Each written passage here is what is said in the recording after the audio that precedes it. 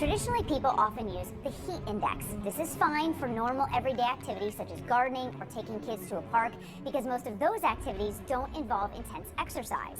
One thing we try to do is be proactive, especially the best interests of the kids, and just making sure that we're putting their safety, first in everything that we do. So we always get with the trainers and we come up with a plan. Some schools and organizations are switching to a method of measurement used by the military for decades to help prevent heat-related illnesses. It's called wet bulb globe temperature.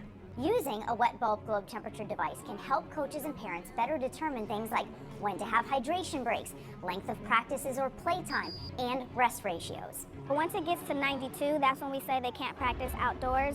Before that, they can do things like modify what they're wearing. They can do shells, which would be without the pads, they would still wear the helmets. But once we get to a point where it's that high, we just call it. All right, Allison, clearly this guy is hot, he's overheating, but it's not just the temperature making him sweat like this. Right, so Coy, in normal environmental conditions, when you sweat, that sweat evaporates off your body like it's doing to this gentleman here. That effectively cools your skin off. But in a high humidity environment, that sweat cannot evaporate properly.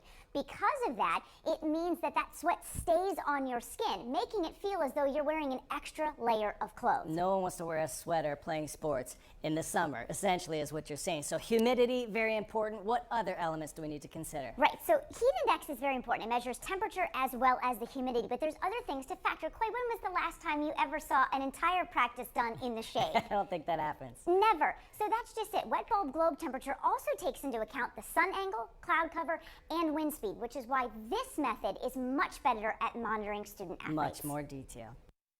What can you do to help prevent heat stroke and other heat-related illnesses in the summertime? The CDC says you can wear loose-fitting, lightweight clothing, stay hydrated, protect against sunburn with SPF, and also take it easy during the hottest times of the day. That's right, and know the signs of heat stroke, okay? This is going to be very important. Very intense headaches, unconsciousness, confusion, and your skin will be red hot but actually dry. You will stop sweating at that point. That is the sign that you need to seek help. And this is the device that those schools use to take those readings, the proper readings, to get a better idea of what the heat's impact is on those athletes' Parents bodies. can find out if you're concerned. Does your school have one? If not, maybe ask that they get one. Okay. Oh, good points. Allison, Coy, thank you both so much.